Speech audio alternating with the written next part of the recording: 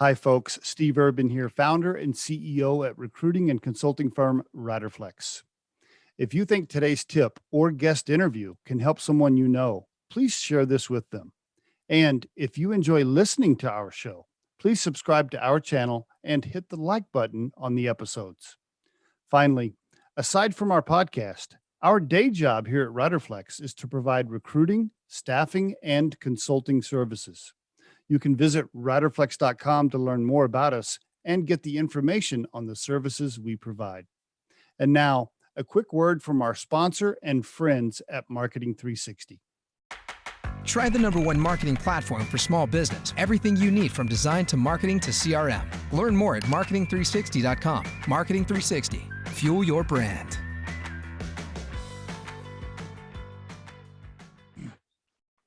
Shawn Hansson on the Riderflex podcast. Hi, Shawn. How you doing this morning?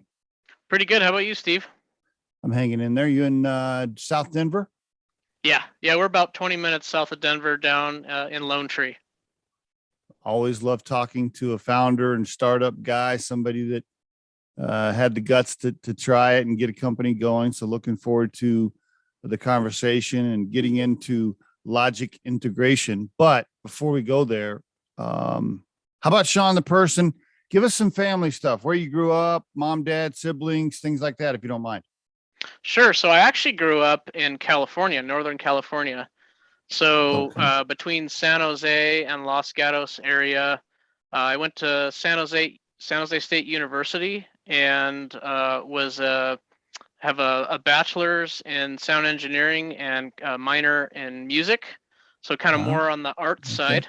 Okay. So I grew up a musician and still a musician to this day. And then after 9/11 happened, we packed up our things and moved to Colorado and wanted to be able to afford a house. Buying a house in Northern California, Bay Area is quite difficult, even more difficult now. So that's how we ended up here in Colorado.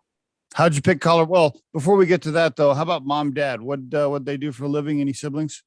Sure. So grew up mainly with a single mom. Parents divorced early on, but my mom remarried when I was a teenager, and my mom worked for.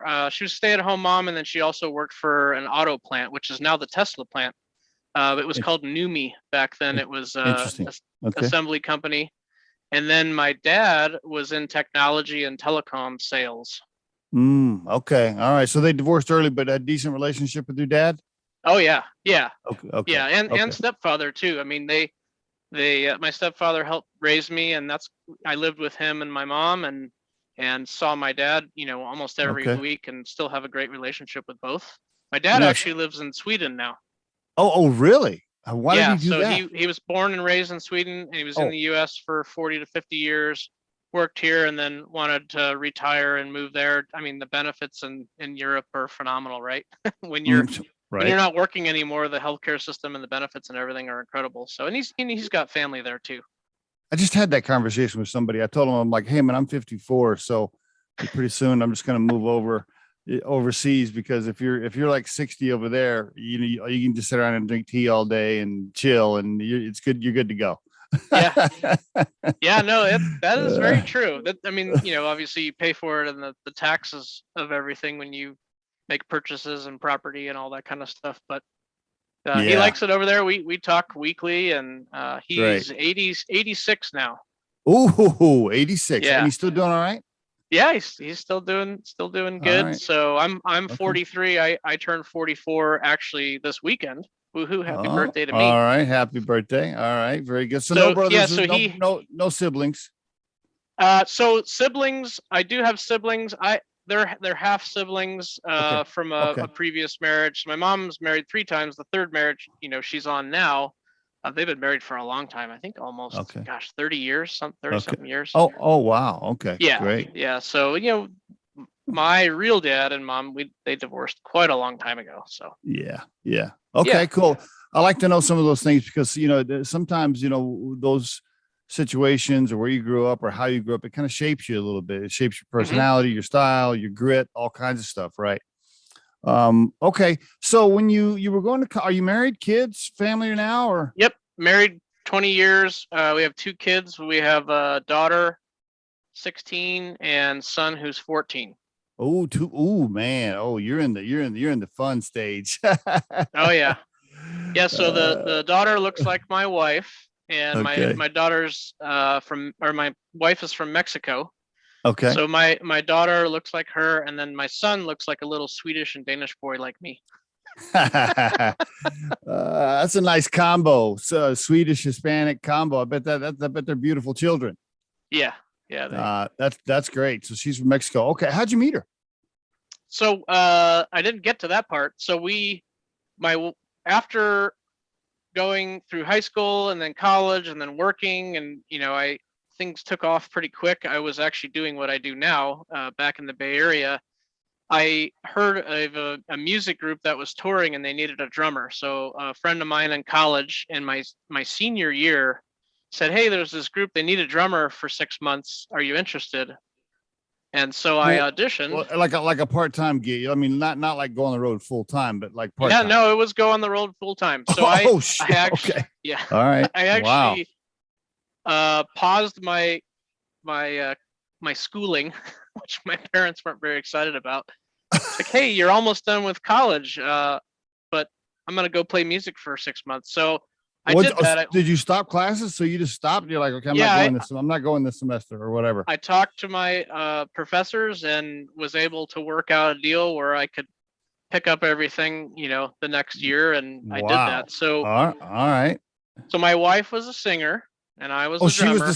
She was the singer in the band. I got you. Yeah. Okay, now I'm with you. Okay. Yeah. So we did that and toured all over the U.S. and did basically, top 40, top 100 hits. Really? It's kind of a cover band. It had a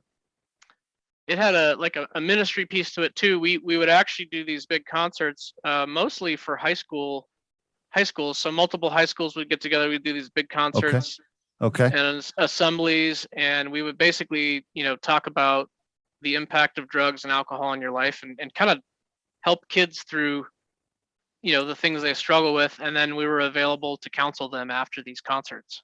Oh, really? Interesting. Yeah. Okay. All right. So you weren't just having fun playing music, but you're helping people too. It's a good cause. Yeah. And it was not paid. Right. It was a volunteered position, but it was one of the best things I did. I mean, it was incredible. Well, how did you eat if you wasn't paid? I mean, it was done through sponsorships, so corporate sponsors and individual donors as well. I see. So they paid for your travel, hotel, food, but you didn't get a paycheck. No. I got you. No. All right, 6 months now. I got to ask you now, when you first auditioned, did you see your wife like right away? You're like, oh man, she's okay. She didn't join. She was the last one to join. We were actually missing one singer. And she came on really last minute. I think she only had 2 or 3 weeks of training before we left and hit the road with the truck and the van and all that. Was there a vibe right away, or it happened over time? No, it was over a month or two. We actually both had come out of relationships and didn't want to date anybody. And really didn't like each other at first. So I don't know. Somehow, some way. That's awesome. We ended up liking each other. By the time it was Thanksgiving, I flew her out to California. She was from Michigan, and introduced her to the family and said, "Hey, I'm gonna marry this girl." So she was from Michigan. You mean she was living in Michigan? You said she was living in Michigan. Yeah. Yeah. Okay. Got it. Okay. Yeah. Cool. She moved to the States when she was pretty young. 4 or 5 years old. I got you. Now, you said faith-based, and there's some things here. You sound like a pretty tight-knit guy. So you didn't no wild stories in high school and college for you. No drinking, no drugs. You were at the library every day. You were at service. I mean, what's going on, Shawn? Is there anything fun in there? No, I stayed out of trouble. I really did. I had a lot of friends who did that and kind of watched what they went through and the impact on their life, and I just never really got into that. You had a beer. You've drank a beer though, haven't you? Oh, of course. Yeah. No, I drink. Yeah. Okay. Still. So you can have a casual cocktail now. Oh yeah. If I could take my web camera over to the little bar we have at our house. I actually learned how to do mixology. All right. And during COVID, so my wife got me a book a couple years ago, and then I kind of got into it, and I've been mixing cool. drinks and making drinks for friends. So yeah, I love it. That's fun. What's your favorite? What's your favorite bourbon mix to drink? Can you give me one, or give me something new I can try? Because I'm a bourbon guy. Oh, okay. Let's see here. Let me look here. So I've got an old fashioned that I make. Okay. And let me see here. Pull this up. And I'm drinking many old fashions. Yeah, tell me what's your key? What's your secret here? Well, so have you heard of Eagle Rare? No. So Eagle Rare, you can look that up, Google it. That's really good. We have a friend who likes makers. I'm not a big makers fan. Okay. Eagle Rare. I haven't tried it. All right, I definitely will. All right, I love trying new bourbons. Okay, and then what are you putting in there? So yeah, so we're putting in bitters and mashed sugar cubes and all that kind of stuff. But one of the cool things I did, I actually learned this from a bartender up in Crested Butte, Colorado. Okay. Is I'll actually torch cedar plank. Oh boy. Yep. And I'll torch the orange peels. Okay. And then flip the glass, let the glass sit right after you torch it, get the smoky flavor in there. And then sounds good. Mix the drink. Another interesting spin that I've seen is people are starting to put carbonation in old fashions. I don't particularly like it, but that seems to be a trend. Interesting. I haven't seen that either. Yeah. Okay. Like just a little muddle the sugar and the bitters, and then the smoked orange peel in there. Okay. Yep. Okay. I will try that for the listeners. By the way, yeah. If you haven't tried a good old fashioned, I mean, even if you're not a big drinker, even if you're just a super casual drinker, if you get an old fashioned and it's made right, it's really good. Really good. Yeah. Oh yeah, for sure. Really good. Okay, I'm gonna try that, my friend. I'm gonna try that. Okay, very good. Now, what about your? You said a son and a daughter, I think. They're teenagers. Teenagers always. Teenagers are teenagers. Anything fun? Any calls from the sheriff's office? Anything crazy yet? All right. Well, I don't know if this is really my son's fault. This could be my fault. But a couple years ago, we have some acreage. We live out in the country a little bit. And a couple years ago in the wintertime, my son and I were playing with fireworks left over from 4th of July. All right. You know where this is going. Yep. Yep. We're playing, doing spinners in the driveway, and he wants to put the fireworks in paint cans and watch them go off. And there, we put a couple on top of a trash can. We took our gingerbread house that we had for Christmas. All four of us had gingerbread houses, and it's a competition every year who could build the best gingerbread house.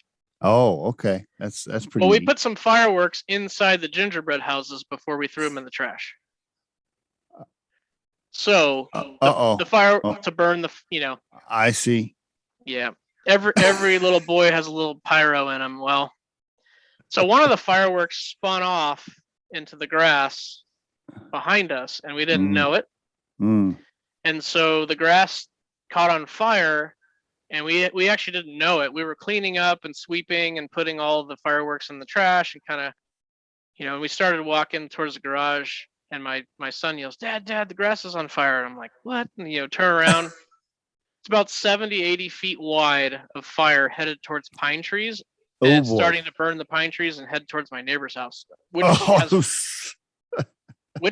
they have horses right near our fence, and and they love their horses, and that's probably one of the scariest things I've ever encountered in my life. I can only imagine what feelings you're having and thoughts you're having as you're like those seconds that are going by right there. You're like, oh my God, this is going to be bad. So we have a ravine as well that's full of old trees and leaves and tall grass. I mean, it's just super dangerous.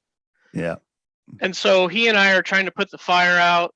How are you trying to put it out? We grabbed trash cans and buckets, and in Colorado, your hoses don't have water in them because you have to empty the water out of them, or else they crack and freeze. And we couldn't go run around the house and go get the hoses and hook them up, and it just. That's right. So yeah, we were putting it out. We grabbed every fire extinguisher we had in the house, and then I yelled at my other neighbor, and he came over with the fire extinguisher. We were able to put almost all of it out, and by then the fire department had come, and they were going to charge me with larceny. Whoa, holy cow, arsony. Now that's a big deal. Okay. Yeah, it was pretty serious. And so they actually interviewed the neighbor, and of course the neighbor was nice enough to say, leave him alone. He's a good guy. It was an accident. Oh man, holy cow, that was a scary. And your wife, your wife is like, what the hell were you doing? So yeah, she came out as well and was very sick. She actually had the flu at the time. This was probably 4 years ago, actually. Yeah, she had the flu and she came out. She was in bad shape. She was pretty upset.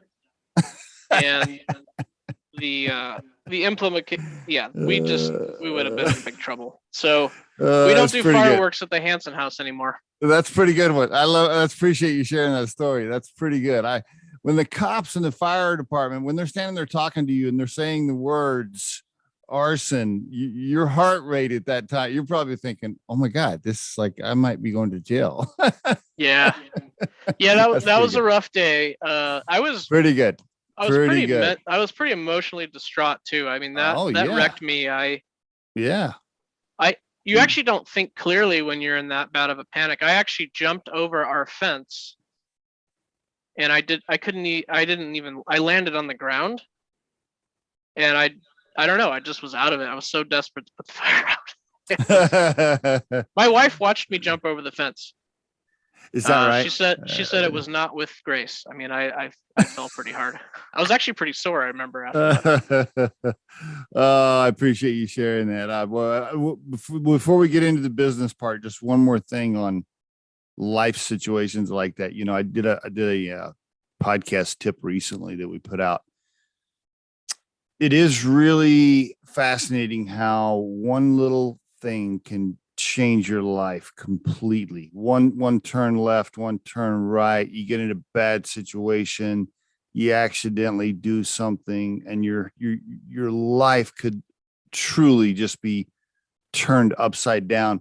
And I did that podcast because I had read a story about a guy that was a good guy, married, kids, great career, executive, had a few too many drinks at a happy hour, got in a wreck, accidentally killed somebody, went to jail, then got in prison. When he was in prison, he was trying to protect himself, killed somebody while he was in jail because he was trying to protect himself. Now he's charged with murder. Now he's in prison for life. I mean, you just one little turn left or right, man, and it could just be totally different. And that day, who knows? It could have been a lot worse for you. Yeah. So you shouldn't be encouraging your listeners to drink, Steve. That's not That's good. right. Yeah, forget everything we said about the old fashioned. Oh no. Okay, let's get into it, man. So you wanted to be, you knew that you wanted to be in music, but you were backing that plan up with audio visual skills. Was that kind of the plan for you? You're like, okay, if I don't make it as a rock star in a rock group, I'm going to do audio and visual. Was that the plan? Yeah, I mean, I started, my first job was at Sizzler, right? I was a cashier. Love it. Okay. Sizzler, that's the place where they make steaks. If everybody doesn't know, here we go. Yeah. Go ahead. I worked, by the way, I worked at Sizzler as a dishwasher. So we got that in common. Oh, there you go. Yep. Nice. I know exactly what you're talking about. All right, go ahead. Cashier. Yeah. What the cooks taught me at Sizzler, the one thing, my big takeaway was what is in shrimp. Oh, I don't know that. If you look at shrimp and you look down the back spine of the shrimp, there's a dark bead in there. Yeah. Yeah. It's crap. It's crap. Yeah. So every time I eat shrimp now, I think about that. And it bothers me. Oh my God. I just went to Bonefish Grill last night up here in Johnstown and Loveland and had shrimp, had the, what is it? The bang bang shrimp or whatever they call it. Yeah. Holy cow. So I just ate crap last night. Thank you. Thank you, Shawn. Some shrimp is clean, but most is not. All right. So the second job was at Office Depot. And I was a business machine specialist. So I was in charge of the computers and the cell phones, fax machines. Yes, that's old fax machines. But the big money maker was selling cell phones. So, the Motorola flip phones and the banana phone and the Razor and all those things. The Razor. Yep. I think I got like $15 or $20 for every cell phone contract I activated. Oh, so I would just crank those things out. But this guy came in and he needed help with computers. He bought a couple computers and wanted to hook them up. And he owned a home theater company, Los Gatos Home Theater. His name was Joe Paris. All right. And he and I still keep in touch occasionally. He's still out there. Hi, Joe. So he said, hey, I've got computers at my office and I've got a guy and he's having a hard time getting them going and hooking them up to the printers and the network and all that kind of stuff. And, this is like 1996, 1997. Okay. So computers and networking were pretty new. I had a computer at home and played with it and did music on it and all that.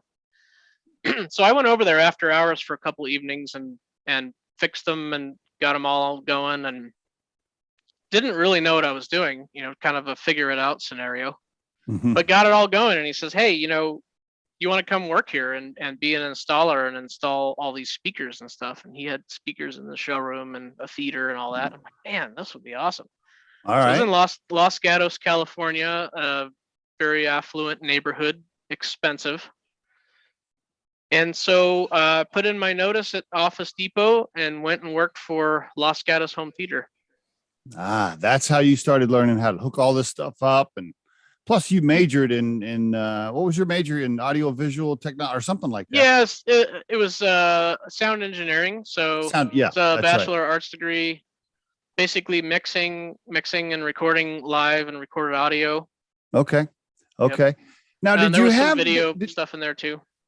Okay, so did you have the entrepreneurial bug though early on? Like as you started working for them, were you like, oh yeah, this is cool, but I'm gonna own my own business someday? No. Okay, walk me through not it. At all. Yeah, transition me into it. So growing up, and I have lots of photos of my home recording studio. I mean, I had a lot of gear in my bedroom, and even all the way through college, I had mixing consoles and outboard of processors and racks and speakers. And so even when I was a kid, I was always playing with speakers and audio. So I was always into that. Okay. But the entrepreneurial side, the only thing I can think of is, when I was younger, I would cut lawns and clean pools and do landscaping and work with neighbors and make money before I had a real job. So maybe that's where I got it. My mom is a very fast-paced, sometimes impatient person. And I think I got some of that drive from her. Okay. And then the tech stuff, my dad, I think, gave me that. Right. He was always into audio and music and jazz. And he got me my first CD player and my Pink Floyd, Dark Side of the Moon CD. Okay, very good. And then what was your first company? Walk me through the jump over the river from working from somebody else to yourself. Sure. So I worked for Los Gatos Home Theater, and then I worked for my boss, started his own company. His name was Jeff Crawford. He's really the one who spent a lot of time with me and mentored me, yelled at me, made me crawl under houses and pull wires and scrape my head on nails underneath houses and mice and snakes and snakes and wasp and bees and all the rest of it. Yeah, so it was a small little company. I mean, there was only 3 employees, I think, 3 or 4 employees. And then basically 9/11 happened, and we were paying an enormous amount of money for rent in the Bay Area, and I had just gotten married. I'd been married for a year, and my wife and I just really said, this is really not a good place for us to raise a family, and we don't want to live in debt the rest of our lives, and buy a piece of junk $1 million house. So we looked around the country and contacted some companies similar to ours and ended up choosing Colorado. So they flew us out here, interview, and then 2 months later, we moved out here. We had a moving scam happen to us. A moving scam? Yeah, what they do is they take your stuff, hold it hostage until you pay them double what they quoted you. Did that affect the company or did that affect you? Who paid This for was the move? before I started Logic. Yeah. This Oh, affected us personally. oh my gosh. Was it like a mom and pop moving company or? I don't remember. It was supposed to be through the Mayflower chain, but I think it was fake. Wow. Okay. So Cool. half the stuff was damaged, and we had to, shell out another $5,000. And it was tough. We had just Okay. bought a house, and so on top of that, we got out here, and the company I went and worked for, and I'll keep their name out of it. They're not in business anymore, but that person does. He started another company, and he recently just got thrown out of it. So I don't know what happened, but he couldn't afford his payroll. Oh boy. So you're at okay. So you how long did you work there before they laid you off? 1 week. 1 week. Oh my gosh. You move out to Colorado, the moving company jams you up, and now all of a sudden you don't have a job and you're going, holy cow, I don't know if this is a good idea. It was 1 or 2. It was like 1 or 2 weeks. It wasn't very long at all. And then the second company I went and worked for, I worked for them for about a year and a half. And they were putting in equipment that was used and refurbished at new prices. And not telling the customer that it was used. Oh, exactly. Golly. Wow. All right. We'll leave their name. If someone wants to dig, they can go on my LinkedIn. Okay. Just saying. But that was tough as an installer being asked to do that. And so Barney Visser, he's the founder and owner of a company called Furniture Row here in Colorado. Yeah. They're a very large furniture company and beautiful retail stores. Our company, Logic Integration, actually does their stores now, funny enough. Oh, okay. How'd you meet him? I was at Barney's house, and we had just finished the install. And we were walking around the house, very, very nice gentleman. And he asked me why some of the speakers weren't working throughout the house. And that was a fork in the road moment, like you mentioned, Steve, earlier, because I could turn left or right. Yep. I chose right. I said, Barney, the amplifiers that we put in your house were used, and some of the channels don't work. They were blown. Wow. And he's like, well, why is that? I don't understand why. And I said, I was told to put this stuff in. Took him downstairs, showed him the equipment, lifted up the equipment on the bottom, and it said refurbished. Oof. Big old stickers. Wow. And that was my last day. He said, come to work for me. Or how did it? Yeah. What happened? He said, you know what? Thank you for telling me the truth. He's like, Shawn, you should go start your own business. You're really good at what you do, and you're honest, and you should go do your own thing. And then I actually had another customer. I'll name them the Faunensteins. They're still our customers to this day. Amazing people, and they pushed me and believed in me. Nice. And convinced me to do this. I had a whopping $800 in my bank account, my wife and I think at the time. Remember, we had the moving scam happen, and we had just bought a house, so we were definitely a bootstrap startup. And how did you? Okay, so for this, and now this is a perfect segue into Logic Integration.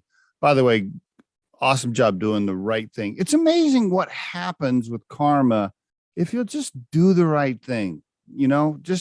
Just do the right thing, be an honest person, communicate, work hard. It's amazing what can happen if you'll just do that, right? Yep.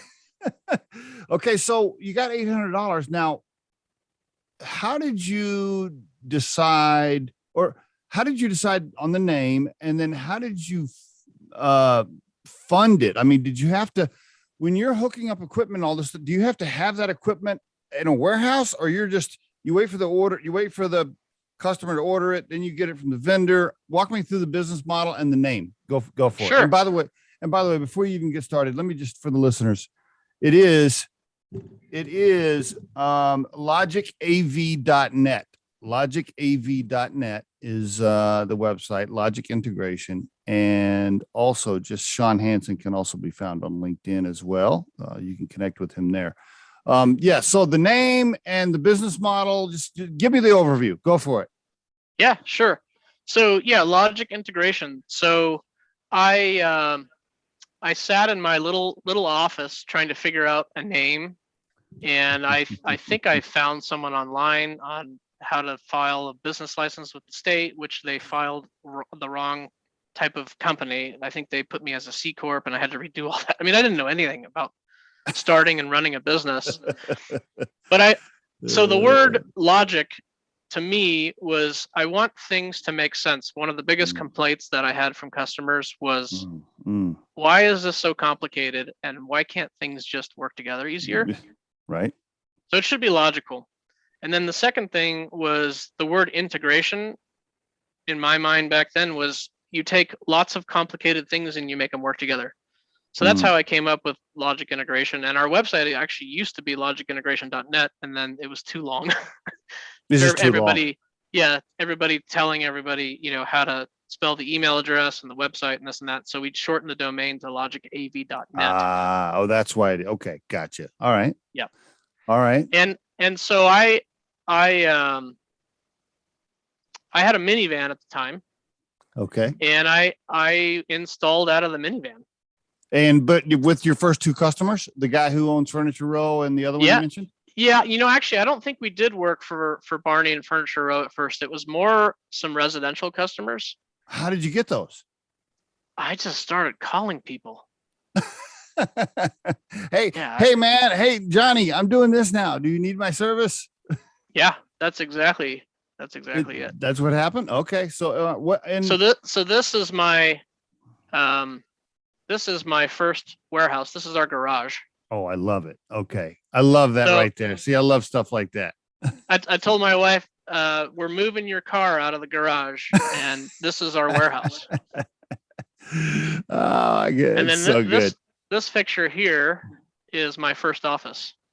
Oh, I love it. Look at the dual monitors. You like that? That is a nice dual monitor setup. So then we moved to a storage unit. Ooh, you're moving up in the world. Now you're paying a few $100 a month for a storage unit. Yeah, and then we actually hacked the lighting up in each storage unit. We eventually rented two 10x40s, and we hacked the lighting so we had electricity in there. So this is us building all the racking, and we broke into the circuits and actually put an outlet in there so we could charge our batteries for our drills. All that kind of stuff. So here's the van. Innovate, be creative. Oh, then you invested in some vehicles. Well, that was a big deal. So I sold the minivan and I actually bought a cargo van. Mm-hmm. And I had like a monthly payment, and it was a big deal. And now this is an interesting question. How soon before you bought your second vehicle? I'm just curious. It was probably 6 months. And that's when you started hiring more employees, because now you can do more more than one project a day, etc. Be in two places. Exactly. Wow. Okay. And so give us the overview now. Tell us. So if you were going to do an elevator pitch right now on the company as it stands today, like the 3-minute elevator pitch about logic integration, boom, give it to me. 3 minutes? That's a long elevator pitch. Most people will fall asleep by then. How about a minute? Whatever. Yeah, so Logic Integration is a company that does audiovisual systems and automation. So on the commercial side, so we have two divisions, commercial and residential. On the commercial side, we do a lot of training rooms, conference rooms, meeting rooms, NOC, a network operations center. So call center, where you see all the video screens and they have data on the video screens. Okay. So we build all those video screens and video walls, and put in processing behind all that to move around data. So if there's an emergency somewhere, they can blow up the data. And then in the meeting spaces, we basically take a room and make it so that you can come in and use Zoom and Teams. And so we do the TV and the sound and the microphone. We kind of automate all that and make it easy to use. So if you and I were going to go into a meeting space and have a meeting, we could plug in our laptop and really not have to deal with any of the tech stuff. It just turns the TV on, automatically has the sound and the video. Really makes it easier for IT staff to manage multiple conference rooms. And then, of course, we tie them together and do all that. And then on the residential side, I think I have maybe 25 seconds left. We do smart home technology. So back in the day, if you watched MTV Cribs and they grabbed their touchscreen remote and they're Okay. like controlling the shades and the Yeah. lights, turning on the music, that's what we do. Security too? Security cameras too, or just Security, entertainment stuff? Yep. Okay. Yep. Okay. So we kind of take all those things. Remember the company logic integration, we tie them all together into one app. So two of the biggest companies we work with are Control4 and Crestron. So those are the two largest home automation companies really in the world. So that's the software that you use? Yeah. I see. Yeah, I see. That's the software. And then do you have various vendors for the hardware? I guess so, huh? We do, yeah. Yep. Okay. So this is Crestron on my phone, and you can see my house. I can open the shades. Gotcha. Now you don't. That's not your patented technology. You're partnering with that software. Okay. No, okay. If it was my patented technology, I would be doing this call from a beach. Gotcha. Yeah. So you're the guy who says, look, I can take care of all this for you. I have a relationship with a software vendor. I have relationships with the hardware vendors. I can put those two together, put it in your house, put it in your conference room, make it all work. That's the service. Yeah. Okay. Yep. Okay. Yeah, and this is what the get rid of the glare there. So this is what the Control4 interface looks like. So you can see I can listen to music, I can watch TV, adjust the temperature, all that kind of stuff. That's what people want. A lot of people have 6 or 8 apps to control their home. That's pretty typical right now. What percentage of your business is commercial versus residential? We're about 70-30. That's residential is definitely growing. We may end up 60-40 this year, 60% commercial, 40% residential. I think residential is gonna. I think that's where you're going to continue to see growth because people are home. The more affordable it gets, it'll become more like just like everybody has a microwave. Pretty soon, everybody's going to have all this other technology that you're putting in. I think that'll become more and more and more common for sure. Yeah. I see that growing. Okay, very good. How big is it? Do you mind sharing? I don't know, employee count. I don't know I know it's a private company, so I don't know if you want to share revenue, but just a general idea of how big you are. Yeah. So we're about 30 employees, and then we have between 10 and 20 subcontractors that we use for various things, wiring, some install, engineering, programming, things like that. So yeah. We're not that big. We have a pretty big footprint. We have some great resume stuffer client names that we work for. I think we've found a lot of people, a lot of larger entities want to work with us being smaller because we're more flexible and nimble, and they get to know our staff. So when they call support, they know who they're talking to. They typically will get the same technicians out on site. So we do compete against a lot of, $50, $100, $200 million companies quite often. That's tough to do, but you're growing. Is it growing every year? And were you up? Are you up this year over last year? Things like that? We are not. So we actually, our commercial business did go down and our residential did go up, but we will be a little lower in top line revenue this year. Okay. But what we're trying to focus on is profitability and reoccurring revenue. So that is getting better. Okay. Last year we did just about 7 million, and I think we'll probably end up at 6.3 maybe this year. 6.4. Hey, I mean that's a big deal, man. You got a $6-7 million business with 30 employees. That's a major accomplishment. Congratulations. And your I guess you got some inventory. You got your vehicles, I guess, and then you got an office. You got a big warehouse now. Yeah, we have. So we're down in Lone Tree. We have a 10,000 square foot facility. Okay. With warehouse, some meeting spaces, training room, bunch of offices. Nice. Break area. Nice. You're still running the day to day as the CEO. You're still you're running the show. Okay. Is your wife involved? I've got she is. She does a lot of the culture and recruiting. So she's really okay. Her job really is the people. So I don't run the entire company myself. I have a great management team. Okay. That helps support me. I can't do everything. I'm feeling old and tired already. By the way, that gets worse, my friend. Trust me. Yeah, thanks. I was just telling my 30-year-old son the other day, I said, man, I'm 54 and I just don't have the same juice I used to. I mean, I can still grind, but not like I could when I was 30. Let me ask you this, Riderflex, we're a recruiting firm, so we deal with hiring and candidates and stuff all day long for a living in our regular job beyond the podcast.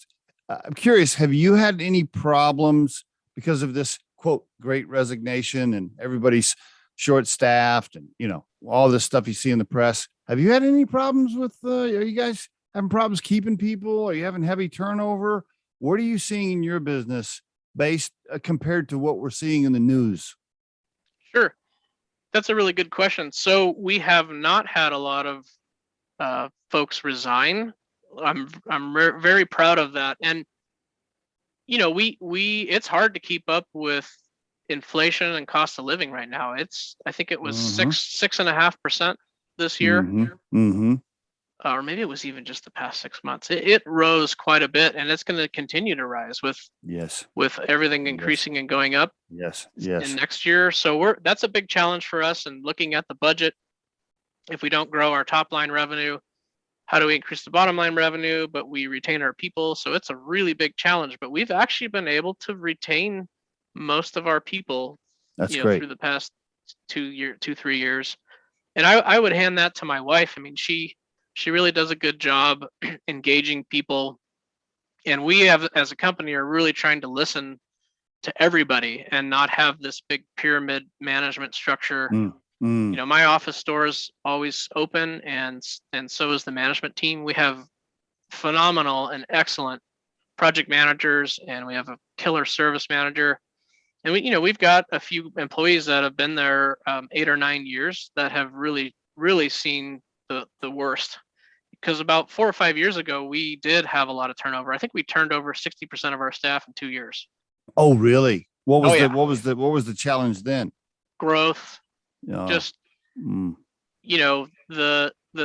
the 8 to 10 person company vibe changes when you get to 20 and 25, and processes and infrastructure and software platforms and burnout. I mean, it was tough, and we took on too much work and took on some bad projects, which was not a good idea. We were getting referred more and more to projects that no one wanted.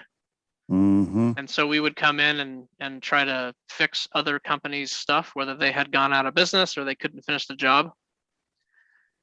So it was rough. We lost some money, not some money. We lost a lot of money those 2 years. What you just said there, that story you just shared ties right into your goal this year. Because you basically said earlier, look, I'm focused on good clients and profitability and a stable situation. You didn't say those words, but that's kind of what you were saying. Like I don't have to be up 40% to count that as a success. I want to run a good company where we're doing good projects and we're working for good clients and my team's happy and we're profitable. Right. I mean, that is a great tip for the listeners. I think we should just take a deep breath right there for the listeners. Yeah. It's, if you're in a startup or you're running a small business, I would encourage you, based on my own experience and based on what Shawn is saying, it's not just about the growth, right? Just because you're up 30% doesn't mean you're going to be happier. Doesn't mean your people are going to be happier. Doesn't mean you're going to be more profitable. And what happens a lot of times is exactly what Shawn just described. You start grabbing everything that comes your way, right? Every project that comes your way, or projects that other companies didn't want. I've done the exact same thing at Riderflex. We have done the exact same thing. We've taken on recruiting assignments that we probably shouldn't have, because I knew when we talked to the client that it was going to be bad. I knew the client was an asshole after the first 10 minutes. And I tell my partner, I'm like, I don't think we should, that we probably shouldn't do this one, but it's this much money, so let's go ahead and do it. It's just never worth it. It's really, at the end of the day, growth doesn't make you happy. You got to grow in an intelligent way. And so I just wanted to kind of emphasize what you were saying right there. I think that's really, really important. don't get caught up in just taking every piece of business that comes your way if you run a service business, because it's not wise. And then you'll take off, then you'll start choking, right? You'll start biting off more than you can chew. Then you start screwing up projects. Then you got unhappy clients. Yeah, it's, I think it was, so our VP of sales, Tyler, I think he said it to me a few weeks ago. We were at a trade show. I think it was him who said this, top line growth is ego. Yeah. It's, we have a Forbes 500, 100 list kind of thing in our industry. And every year, my buddies and I were, who's number 30 and who's number 28 and who's number 26 in the nation. It's like, we love it. We love giving each other crap every year, when one person jumps over the other and all that. But the thing they don't put in there is what's on the bottom line. That's right. Yeah, you're so right. You're so right, my friend. Let me ask you this.